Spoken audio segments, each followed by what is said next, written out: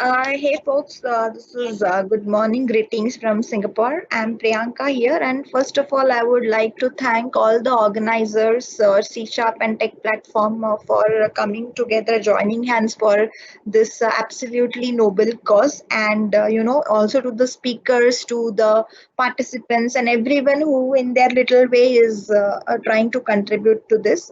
So these are the links where you can donate for this cause, and these are our sponsors, and I am so excited to be a part of this journey. Now, before we move on to the topic of computational game theory, I would just like to make it put it in a bit of perspective that why game theory matters in the context of machine learning and artificial intelligence. That is because the way we make decisions while playing real life games, the way we strategize our moves when we are in a game, is actually mirrored in the ways in which AI programs algorithms are designed. So when there was this program, ages back, which bet Gary Kasparov in a game of chess, which was designed by IBM, Deep Go.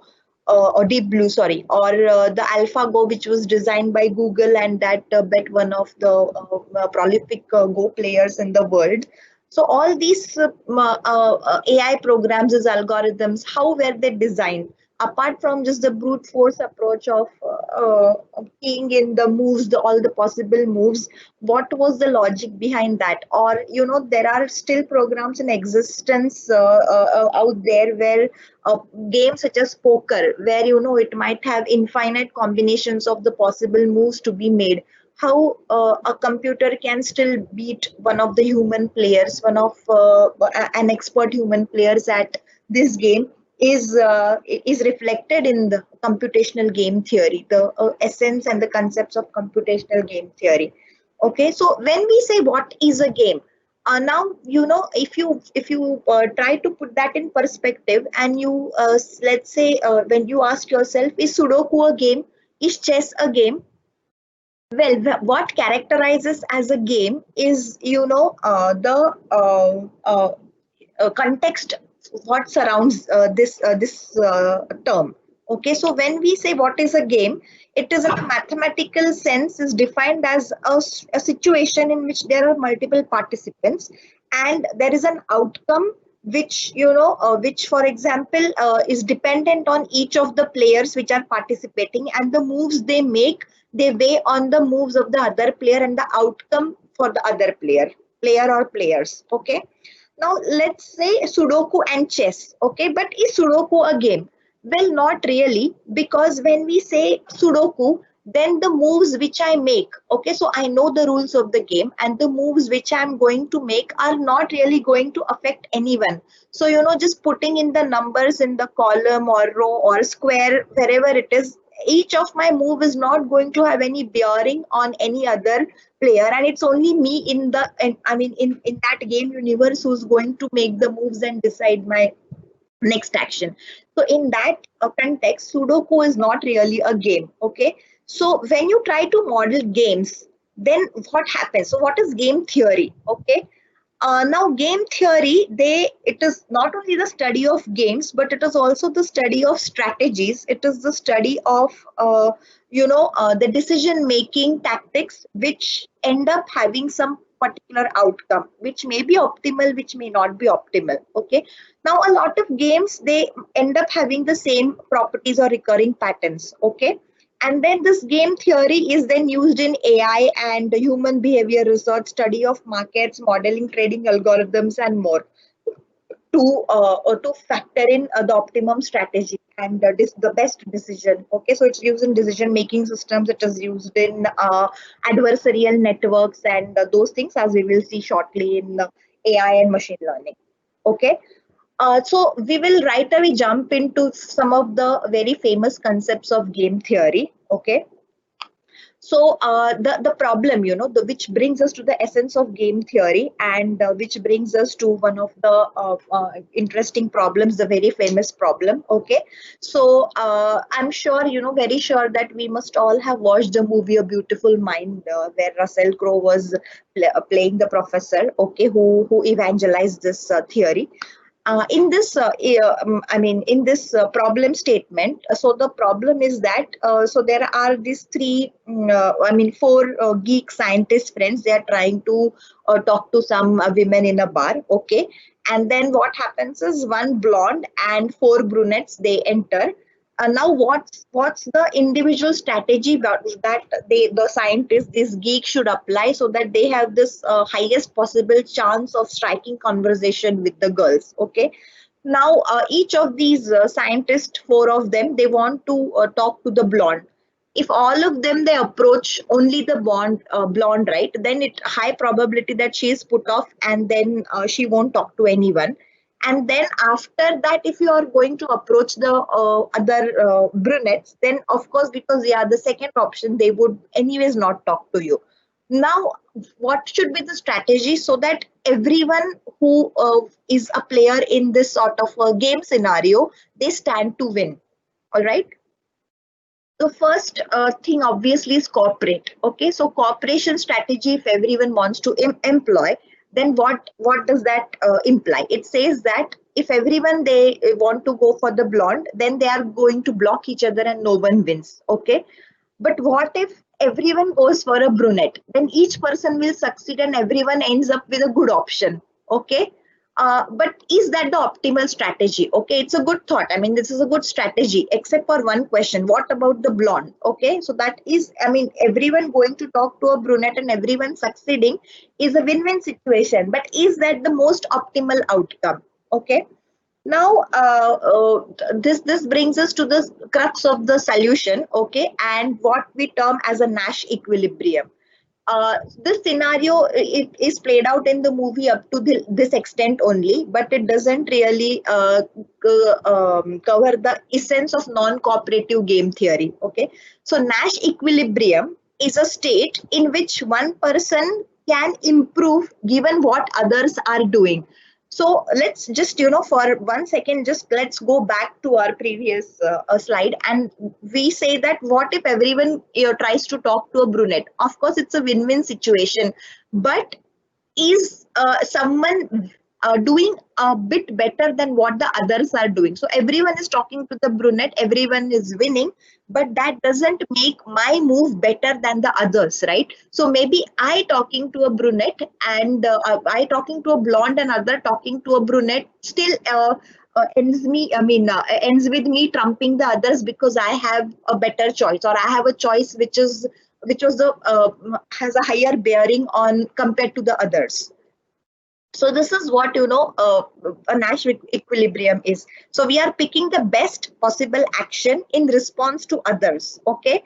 So in our problem, if the situation is that all three of my friends, they go for the brunette, okay, then my response is I am going to talk to the blonde, and then that is really a move which is going to earn me more strategy points, right? So I end up doing better than others. So Nash equilibrium is a state in which my action or any one action has a higher bearing. Okay, I'm end up earning more points or end up looking better as compared to what others are doing.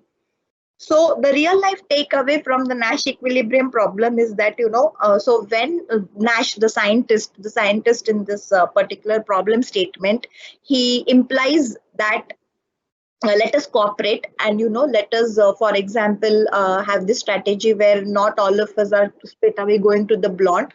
Now the question arises that I suggested a strategy where, let us approach the brunette, and then let us get them talking, and then one of us might finally get to talk to the blonde. The problem is, who will be the one to approach the brunettes and who will be the one to approach the blonde? All right, so this is a very real life problem. It mirrors the real life scenario wherein not everything is perfect, right? I mean, there will be cases where there is going to be competition. So suggesting a strategy is one thing. So I gave a very nice solution to a problem, and where we have higher chances of winning. But who strikes that winning note or winning option, and who gets to look the I mean the best of the group, the best move, the best strategy is something again open to contention, right? So in real life, there are going to be competition. Someone in the group will try to sabotage the mission, and there could be other ways of overcoming this. So there are two ways which might which you might also employ. So not only just accept NAS solution and go and try to talk to the brunettes first, and then someone would try to go and strike a conversation with the blonde. Okay, so there are two other ways. One is the wait and see strategy. Wait and see strategy is where you absolutely ignore that particular group, and you wait for some other group to come by and then devise your strategy altogether in a different way. Or there is something called as a wingman theory. Wingman theory is wherein you choose a wingman from your group and then assign him a particular task. So you are, I mean, I tag you, you are it, and then maybe you are going to go and perform a particular action. Okay.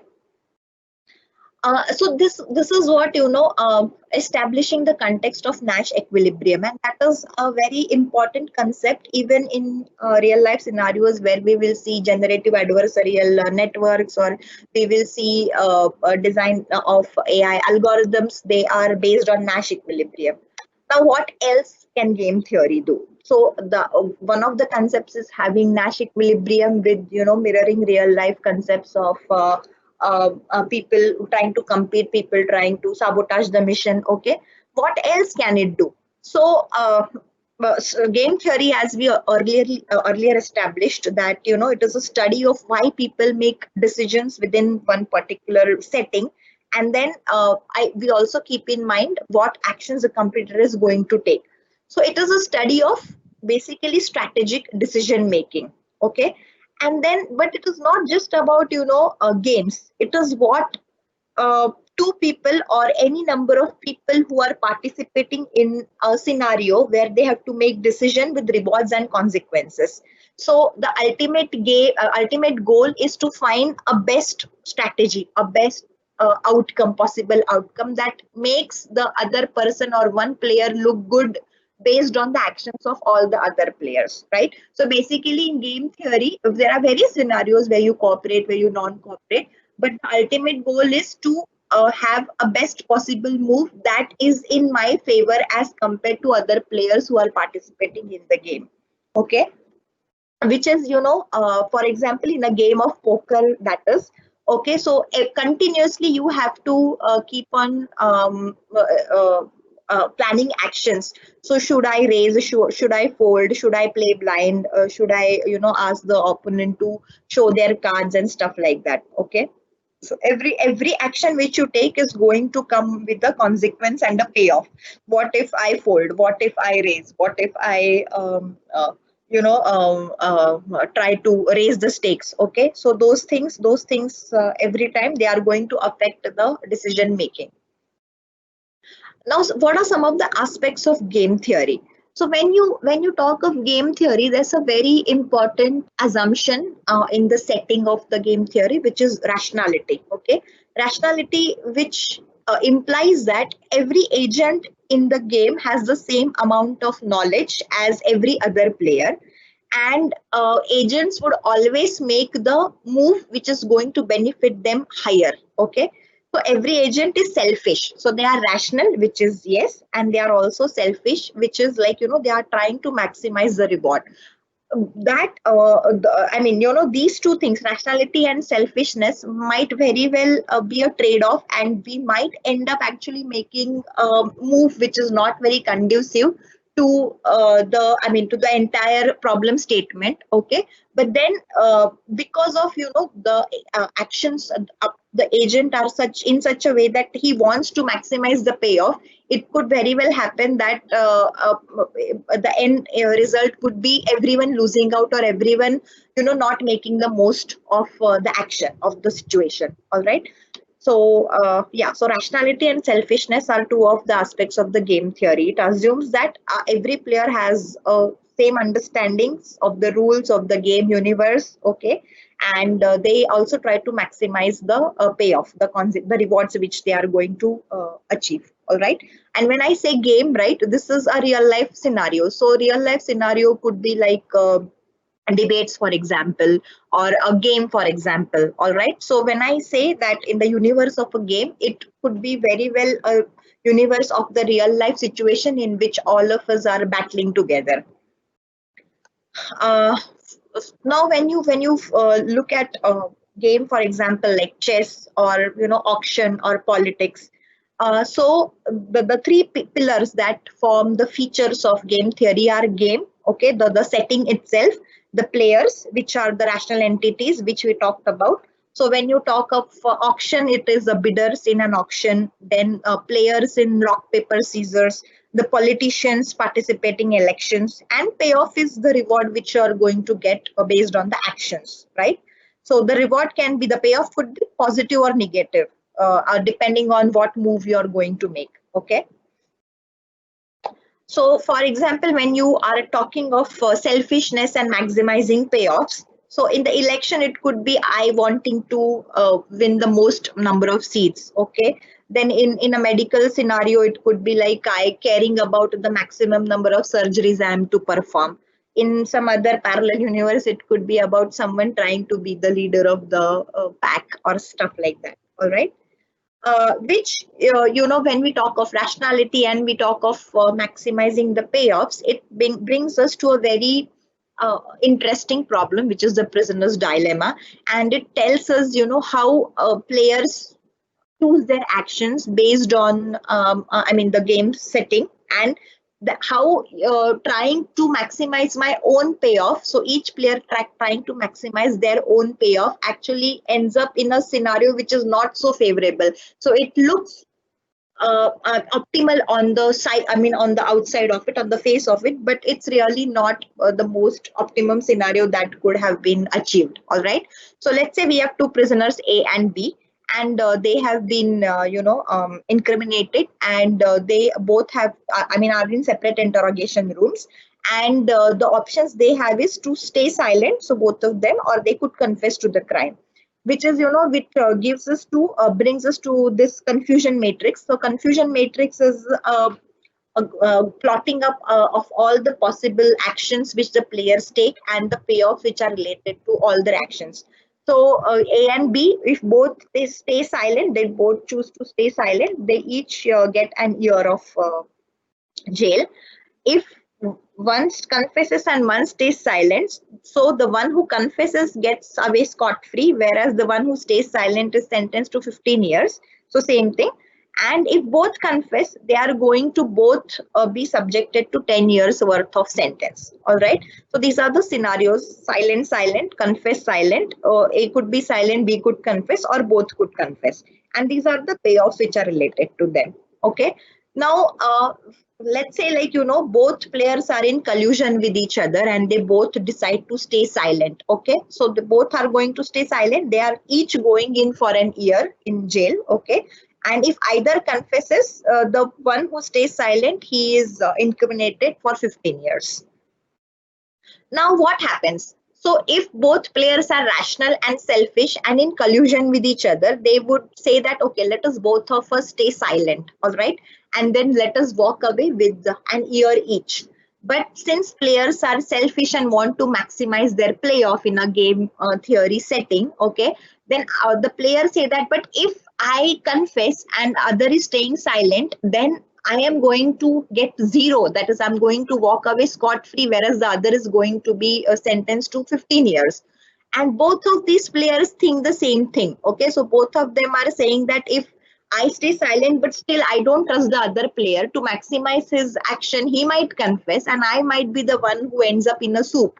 So both players would, think that way. And then both players would think that it is, in a way, it is better that I confess because I don't trust the intentions of the other player. He wanting to maximize the payoff. I am not really sure whether he would, still stay in collusion with me and both of us would stay silent. It is better that the best strategy for me right now would be to confess. And if either of them deviate from that from this action of confessing, they are worse off than what they are going to get by playing this action. And then finally, this is what the outcome is. So the thing is that both are going to prison for 10 years, and then they both think that if we hadn't confessed, we would have just gone to jail for an year each.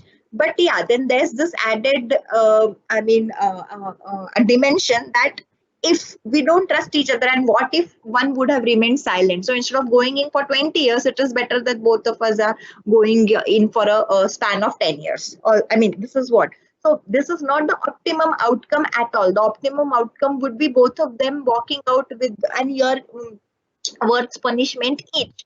But then this is, the rationality and the maximizing play of actions working opposite each other. Okay, and this is how a state in which you reach optimum strategy, but that is not the best strategy. That is not the best outcome possible.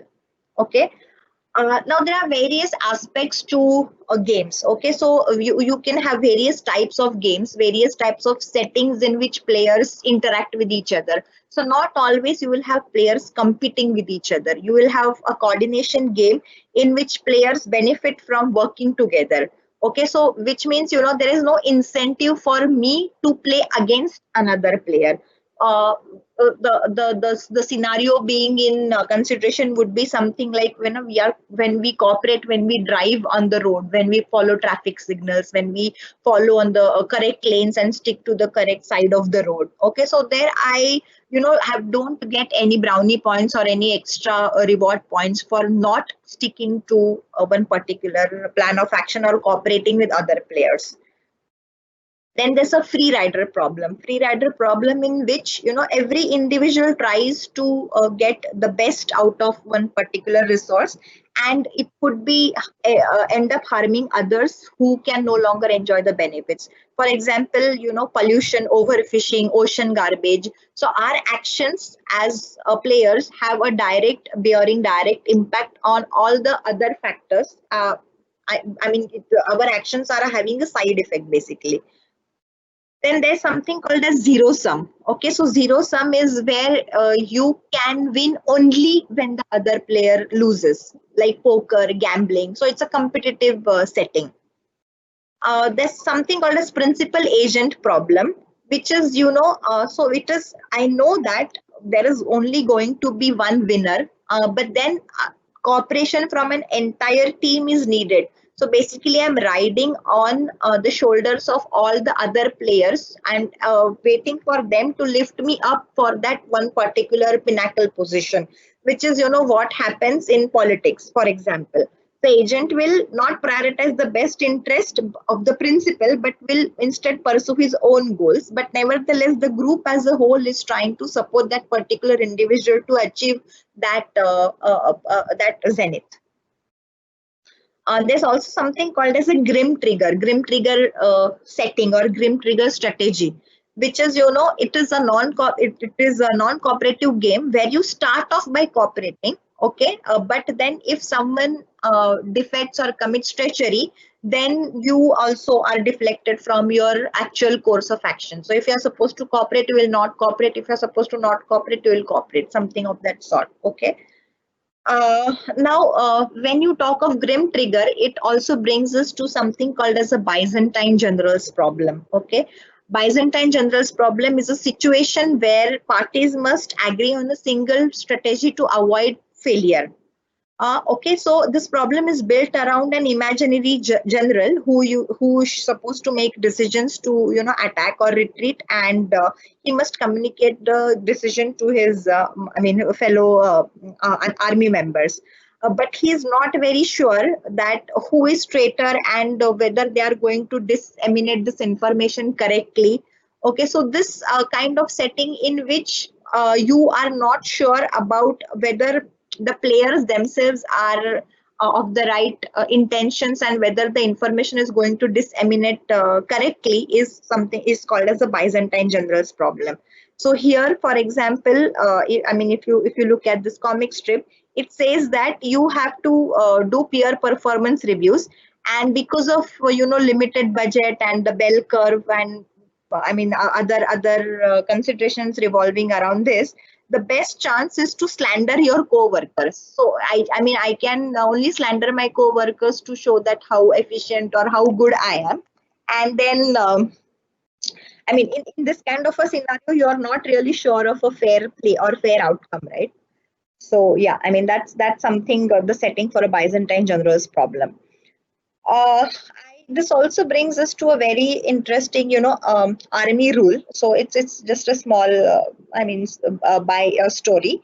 In army, when you see that, for example, if you're not trying to save a particular wounded soldier, okay, so in the setting of a war going on, and then you see that your fellow soldier is in wounded and is in direct line of fire of the enemy, and you are absolutely not doing anything, you're not trying to save your countryman, okay, wounded countryman, and you run off from there, then you can either be shot as a traitor, or you can be stripped of your duties. Okay, so those kind of things. So you can be shot as a traitor, or you can be relieved of your duty as someone who defected from performing his duties while during the war.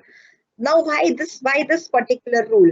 That is because if you think of war as a game setting, then in that scenario, I know that my fellow countryman is wounded and is in direct line of fire of the enemy, and then me trying to go and save him is not an optimal outcome for both of us. It could end up in both of us dying or both of us getting seriously injured. And in that kind of a scenario, my best possible move would be to stay put wherever I am, and just things unfold as it is.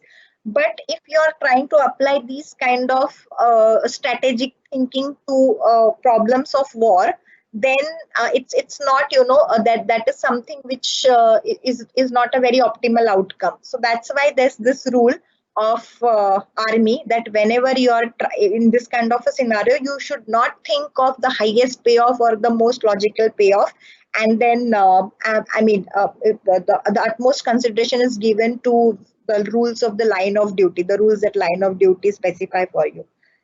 Just one of the interesting stories I read when I was trying to put in Byzantine general's problem. uh, Now when you come to a game setting, right, or a game which means any situation in real life like politics or auctions or chess or whatever multiplayer games, then there has to be a certain interaction between agents, and as we discussed, that agents either cooperate or they could compete. Okay, so we know that in terms of politics, you're absolutely competing with each other. In terms of a game like chess, you're competing with each other. But there are team player games where you know that we will win only when we work together. Okay, but then everyone wants to be the standout player. So automatically, even in team player games, even when it's a cooperation game, there are scenarios wherein players will have their interests and everyone tries to compete with each other. How agents play. Okay, so we can also classify games based on whether they are extensive or simultaneous in nature. Okay, and what are the actions of the players and how they have effect on each other, and how agents play. So let's consider two friends, A and B, and they are very fond of each other's company, and they are very well aware of each other's habit of going out for football or dance parties. Okay, so they decide to just visit each other, and they discuss it, and or surprise each other. Okay, so they decide to accompany each other, so they can either discuss it with each other or just surprise each other. Now, in a setting where they plan on surprising each other, they are both unaware of each other's plan. Okay, so this ends up in four different settings. Again, if we plot them as confusion matrix, so if this is A and B, okay, so if A goes to the football and B is also at the football, it's one thing, like, both of them end up in football, meeting up at the football. But if A is in dance class and B is not there, or if A is in dance class, B is in football, and or both of them meet together at the dance class. Okay, so something like that. Now, the optimum strategy for them would be, okay, to, like for example, either of them, they inform the other. So let's say A makes the first move, okay, and then a node is created at the top of the tree, and then she decides that she has two possible options. She could either go to the football game thinking that B is there, or she could go to the dance class thinking that B is there. But if she already informs B of her move, then for B the decision tree is simple, right? So this is how decision trees are built in machine learning scenarios. So when you talk of decision trees, when you talk of binary classification algorithms, this is how the decision trees are built. So now Amy, being the decision maker, is the first node, and these are the possible branches of the decision tree. Now, optimizing the outcome and cutting off the branches and the possibilities in which the trees are traversed, and lot of possible permutations and combinations are reached. So let's say if already A informs B that she is going to be in the dance class, then for B, the next decision is very simple, right? He doesn't have to traverse the tree again in search of the optimum payoff. So instead of both traversing the tree and reaching the optimum payoff, if A apprises B of his actions beforehand, B knows what actions to take absolutely. So this brings us to the types of information. Depending on A and B's communication with each other, they can decide whether to keep each other in loop, apprised each other of each other's actions to reach the best possible payoff, or both of them decide to traverse the decision trees individually and then try to reach the best possible payoff. Types of information. So in game theory, there could be settings in which player do not have the complete information. Most of the real life scenarios are like that. So you have either imperfect information or you have incomplete information. What do you mean by incomplete or imperfect? For example, I don't know the kind of players I am dealing with, or the intentions of the players that I'm dealing with. I might not know the other player's strategies. Okay, so his level of skill set. So those kind of things, they actually come into play in real life, and very, very less games are actually of a perfect nature. When I mean perfect game, what a perfect game implies is every agent has knowledge of all the possible actions others can take, what reward they are playing for, and how much reward they get for each action. Okay, tic-tac-toe and chess, for example. So chess, we already know, right? So if I make this move, what are the available moves for my opponent? For tic-tac-toe also. And perfect information games, as we already mentioned, are very rare when it comes to the real world. When we talk of machine learning and deep learning, right, because in a perfect scenario, you are already aware of the set of possible moves, and the universe is constricted. So that's why perfect games are good candidates for AI and machine learning scenarios, which is why, Deep Blue or AlphaGo were designed and they could work perfectly. Imperfect information is when agents are aware of what they want to do, but and they know that what each action will cause them, but they don't know what action they are going to play for. So for example, in this kind of a decision tree scenario, the army man knows that if the enemy, they come to the forest, then what should they do? If they head for the hills, then what should they do? So he knows that what are the options and what are the things, that actions he should take, but he doesn't know whether the enemy is going to come from this side or from the this side. So the decision tree, even if the nodes are defined and the outcomes are defined and each action is related with the payoff, what action he is going to play finally is something which is not aware of, which is absolutely, again, a very realistic scenario. Incomplete information is agents do not have information about the type of other agents. So what intentions I'm playing with, poker, for example, if you know, it's a classic example of imperfect game, wherein I don't know whether the other player is bluffing, whether other player is actually has good cards or no, or he's bluffing, or what kind of intention he's playing with. So those kind of things, wherein I'm not sure about the type of the other agents, the players. All these theoretical setting, finally it brings us back. So how all does this cooperate, compete, game theory, imperfect in knowledge, incomplete information, how they apply to our real life scenarios in artificial intelligence? So you have something called as GAN, okay, which is touted as one of the breakthrough inventions of this century, okay, and that is an adversarial network, generative adversarial network. What does that GAN do? A GAN is a neural network that generates random images. Okay, so you have something called as a generator and a discriminator, and the generator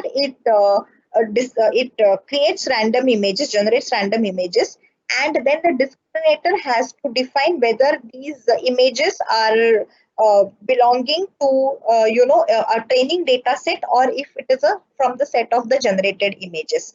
So this generator is going to generate fake images.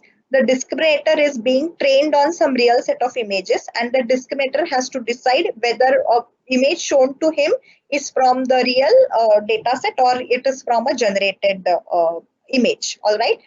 And how do they act? So generator and discriminator both act as players here, and both try to maximize their payoff.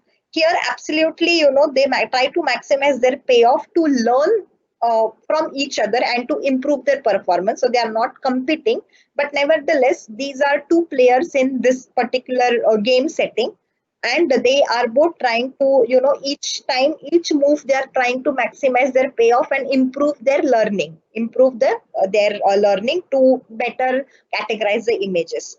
So this is what, so image, if image is classified as generated, okay, so if the fake image is caught by the discriminator, then the generator, it adjusts its parameters. So if the discriminator classifies the generated image as the one from the data set, so it wrongly classifies it, then the discriminator is going to adjust its parameters. So both the generator and discriminator, they are going to adjust their parameters until both of them reach the best possible payoff, after which there is no further possible adjustment possible.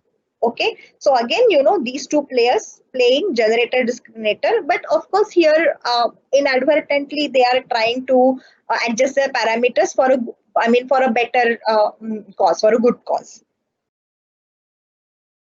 So they're continuously optimizing themselves to find a Nash equilibrium. All right. So Nash equilibrium, what we said was they each player trying to selfishly optimize its own actions. Right. So this is what generator and discriminator do. And but then again, inadvertently they end up cooperating with each other. And when we think of modeling machine learning algorithms or AI on game theory, poker, as we said, is one of the classic examples for imperfect information. And when you try to model poker, so when you try to model algorithms to play poker game, we know that machine learning and deep learning have very limited success when it comes to this kind of a setting. Okay. Now there is one software which is modeled on game theory, and even deep learning and reinforcement learning also have mediocre results when it comes to modeling poker, because there is this version of Texas poker which has like 10 to the power 161 states, possible states, which is put in context. If you see, the number of atoms in the universe is 10 to the power 82. So imagine, almost double that possible states you do have for this Texas poker. And then if you're not modeling them on game theory, and if you're modeling them on reinforcement learning or supervised, unsupervised learning, those kind of things, then the results have been mediocre and absolutely, incomputable. But there's a program called as Liberatus, which has been developed by a Carnegie University professor. And then that has the world record of beating over 20,000 hands of poker. Okay. And game theory is the key behind that. So trying to, I mean, instead of using deep learning and reinforcement learning, the concepts of game theory were trying to optimize actions and guess the actions and plot the best possible strategies have shown more results as compared to the normal run-of-the-mill machine learning algorithms. um, Sorry, just oh yeah. Now, another very interesting real life application of game theory lies in wildlife conservation. Okay, so um, this is a software which is developed by some institute called as PAWS, and it has been operational. So it is developed in PAWS, which is in California, and it is operational throughout the world for natural life conservation. uh, uh, this how does it work here is, the software, that the PAWS software is actually applied to curb the poaching of wildlife. Models which are based on this game theory, they are employed to know the locations and frequencies of animal poaching. Now in this scenario, this poaching problem, so let us call this as a poaching problem. And here you have two players, the poachers, okay, and then the wildlife protectors or the patrolling team. Let us call them the forest patrollers, the patrolling team. So that is one player, and the poachers, they are the other player. And both players are working against each other so that they try to foil the actions of the other player. Okay, now these can be done by simulating dynamic interactions and adaptations between patrols and poachers. So what does that software do is basically they try to map the movement of the poachers, the most common areas in which poachers are likely to place the snares or perform their poaching activities, and then accordingly design the patrolling routes which are the most optimal and which are the most likely to catch the snares or put off poachers from their routine way of actions. Okay, what how does it do how does it do that? So for predicting the poacher's behavior, they use the game theoretic reasoning and route planning. The crux of the problem is that we have to plan the patrolling routes in such a way that I will have highest possible likelihood of catching poachers, or catching the traps or snares which are set by the poachers. So based on the poacher's behavior model, then the software calculates a randomized, patrolling strategy, and then they lay out the routes to each other. And even in real time, they can on the fly they can remodel the routes. So let's say, I have analyzed the poacher behavior, I have analyzed the patrol behavior, and finally my software is laying out a set of optimal patrolling routes. But then I suddenly, at runtime, there's another information which is presented to the software. It is capable of remodeling itself and rerouting and replanning the strategies, much like what happens when in your location Google Maps, suddenly you make a wrong turn and then your route is recalculated. So there's a recalculation going on and you are rerouted to some other optimal route. So same thing, same thing happens here also. So it predicts poachers' behavior using past activities, which is the crux of all AI machine learning, wherein from the past data it is going to predict the future probabilities of that or likelihood of that same thing happening.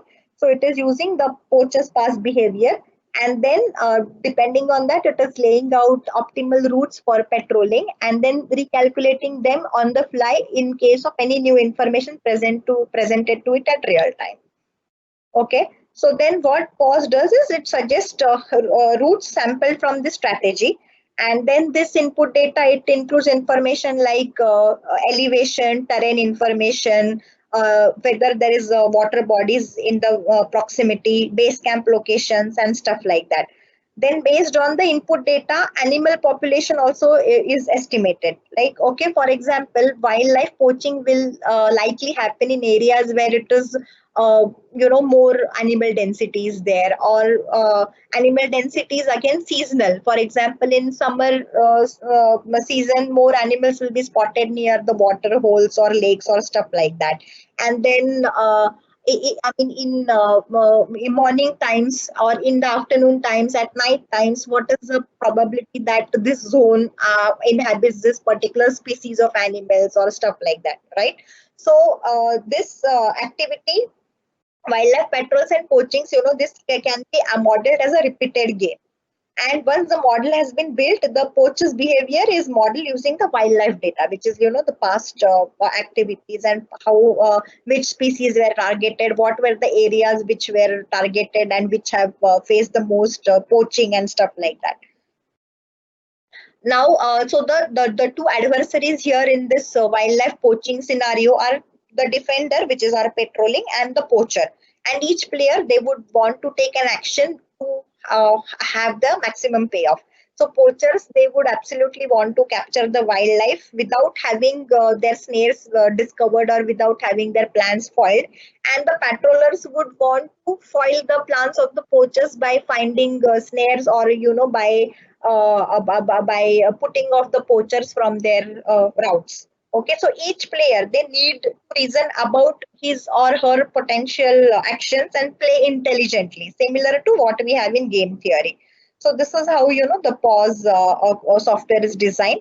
They have past patrolling and poaching information. They have information about the area's density, the terrain, the elevation, the species, seasonal information. Okay, this is all fed to the pause engine, and then they have this behavior model, then have game theoretic reasoning, and then finally it gives rise to route planning, which is fed to the patrolling routes. Okay, so you have two fantastic videos here about libretus, the poker algorithm, and for AI for community and AI for wildlife. So how game theory is used in the settings for wildlife and community.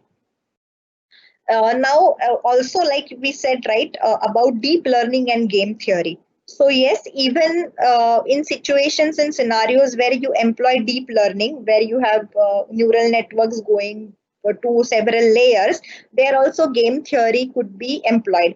For example, you have multiple players, all right? So hidden layers are nothing but the layers of the neural network, the layers which model the behavior of the players. So this is the payoff matrix for all of the players. And finally, you have the probability. So what happens if action 1 is taken? What happens if action 2 is taken? What happens if action 3 is taken? And what are the probabilities that players will take this action? So probability of taking action 1 is this, 2 is this, 3 is this. And all these, possible actions which players can take, and what could be the outcome, and which player is likely to play which action, can also be modeled using game theory. And so this the within a deep neural network, and the implications of that are tremendous. I mean, if these two come together for face recognition or for behavior modeling, then the implications are manifold and constructive implications, of course, and that could absolutely change the way in which we are currently designing machine learning algorithms, from normal, historical data to predicting probabilities from that kind of setting, to absolutely a payoff based strategic kind of a thinking scenario. So yeah, so that's about how artificial intelligence and machine learning, they employ game theory tactics in real life in settings and scenarios. And yeah, I would be happy to take any questions here. You could give your feedback by using this scan code, barcode, for speaker and for event, and I would be happy to take any questions.